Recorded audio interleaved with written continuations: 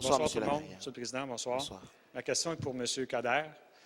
Je veux parler du nouveau service que vous avez créé, le service d'évaluation des performances. J'essaie de comprendre le pourquoi de cette structure-là, parce que dans chaque département, normalement, il y a une direction, il y a un directeur ou une directrice qui, normalement, devrait être en charge de voir à ce que son département, son service soit performant. Donc, pourquoi le besoin de cette structure-là, s'il vous plaît? J'espère que vous allez aimer ma réponse autant que votre prédécesseur, mais on va voir.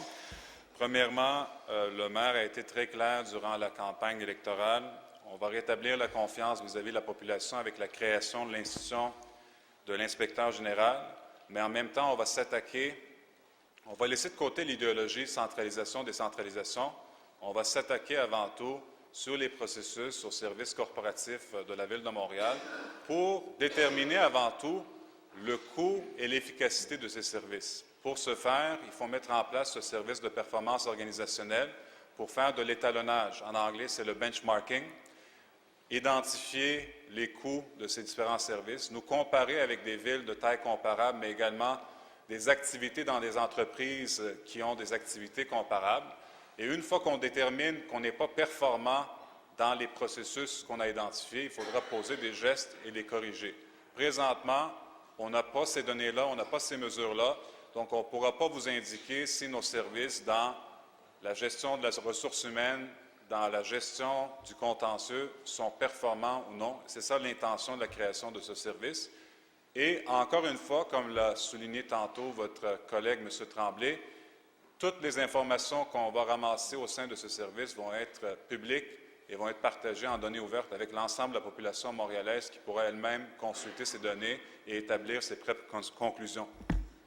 Question complémentaire, M. Laperrière. Merci. Merci pour votre réponse, M. Chutilian. Et à ce service-là, est-ce qu'on a chiffré un coût? Combien ça va coûter aux Montréalais, ce service-là? Je vais profiter de l'occasion de la présence du directeur général avec nous et lui accorder la chance de répondre à une première question. Alors, dans le sommaire décisionnel qui a été approuvé par le comité exécutif, on espère que le conseil approuvera également, ce qui est prévu, c'est de composer l'ensemble du service à partir des ressources existantes à la Ville, sauf peut-être pour le poste du directeur de service, dont le concours sera ouvert à l'interne et à l'externe. On espère trouver quelqu'un à l'interne, c'est notre préférence. Pourquoi, vous allez dire, si ce sont des gens qui sont tous à l'hôtel de ville, dans les fonctionnaires de la Ville, les regrouper, c'est qu'il y a beaucoup de processus et d'activités à la Ville qui touchent horizontalement beaucoup de services.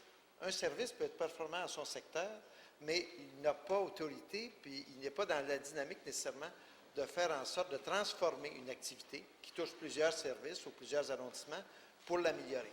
Un des rôles centraux de ce service, ce sera précisément de travailler, ce qu'on dit dans les expressions techniques, en matriciel ou en réseau, de façon horizontale pour que tout le monde collabore et se concerte.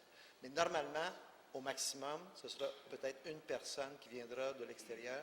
Le reste, on veut composer le service avec les personnes de la Ville.